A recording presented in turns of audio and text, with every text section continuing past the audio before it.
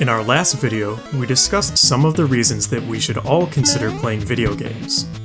Well, now it's time to be the bad guy, and discuss the negatives, and there are some pretty nasty ones. Here are some reasons that you should not play video games.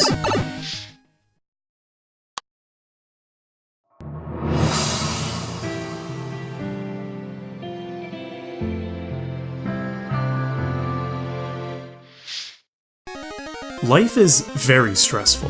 We're constantly bombarded by things that we have to do, things that others tell us to do, and we don't like it very much. There may be things that we wish we could do instead. In the early 20th century, Sigmund Freud posited his theory of wish fulfillment, something that we do unconsciously, in his example while we sleep, to cope with life's frustrations. He theorized that our dreams are the unconscious brain's way of working through problems that we have in our lives. If we dream of eating a fish, we may secretly wish to kill our best friend, although the meanings of dreams are never that universal. Video games offer us the same fulfillment when it comes to the stresses of life. If we were stuck in traffic today on the way to work, may as well break all the traffic laws in Grand Theft Auto and feel fulfilled. If we're trapped in an unfair economic system, may as well get rich in the World of Warcraft. Instead of directing our frustrated energy into working in the real world to contribute to some sort of solution to our problems, video games rather allow us to cope with our harsh realities by playing a game, directing our energy into a quick and easy solution. The logical effect is that our frustrations may never lead us to try to better our given lives, but instead choose to live in virtual ones, free of our stressors.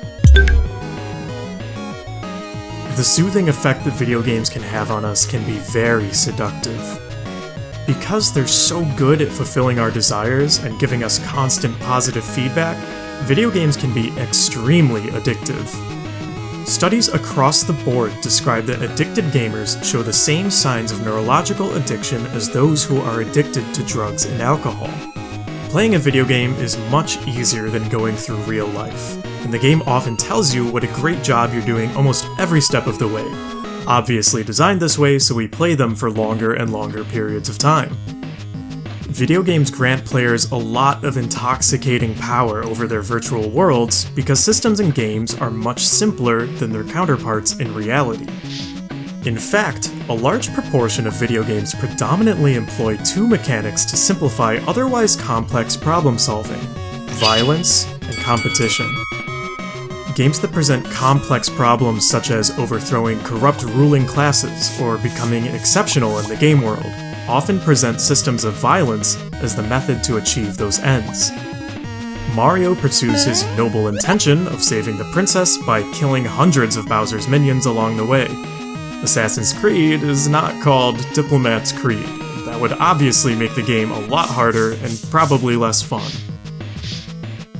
Competition also serves to simplify our interactions with others while we play games. Instead of recognizing the complex human being on the other side of the game, we're led into the us versus them mentality and then cast others into the role of the enemy, sometimes even if they're our teammates. Online competitive games are known to be the breeding grounds of extremely vile, aggressive communication. Real strategizing and understanding of others we play with is a true rarity. Gamers who play very frequently are also disproportionately found in the highly developed world.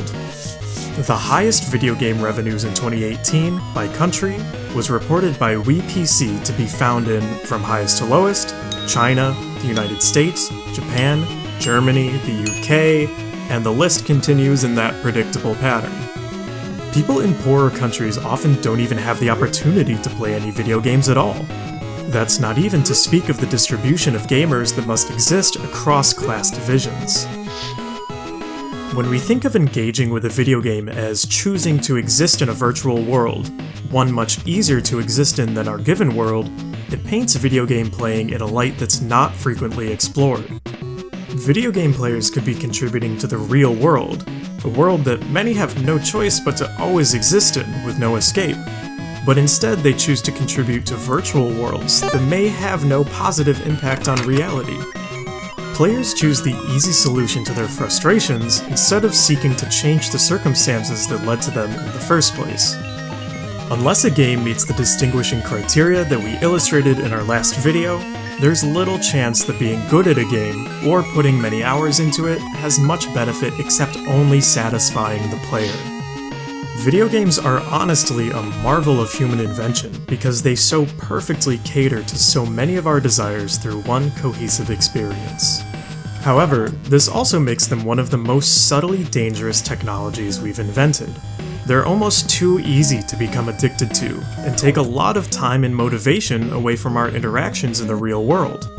Unless we use video game technology to explicitly work towards beneficial, real-world outcomes other than simple satisfaction, video game players may continue to be viewed as unfortunately wasted human potential that could instead be utilized to improve society for all.